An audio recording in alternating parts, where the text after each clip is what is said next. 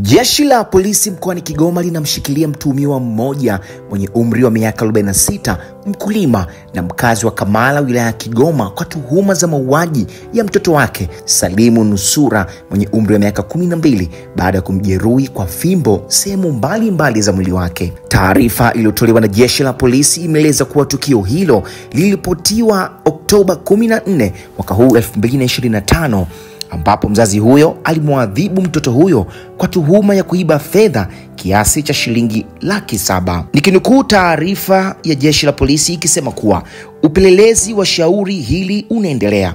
Mtuhumiwa atafikishwa mahakamani upelelezi utakapokamilika. Mwisho kunukuu. Jeshi la polisi limetoa wito kwa wazazi na walezi kuacha kutumia njia ya ukatili dhidi ya watoto wanapowahoji, bali watumie njia ya kisheria au mazungumzo kwa kuwafikisha watoto sehemu sahihi, ikiwemo ustawi wa jamii au dawati la jinsia na watoto ili wahojiwe. Hii ni sauti ya Rami Ramsi kutoka Ngasa TV. Kwa taarifa kama hizi na nyingine nyingi, tafadhali usiache kusubscribe Ngasa TV Dodoma kwenye YouTube, lakini pia kutufuatilia kwenye ukurasa wetu wa Instagram tunaotumia kama Ngasa Media. Hadi wakati mwingine.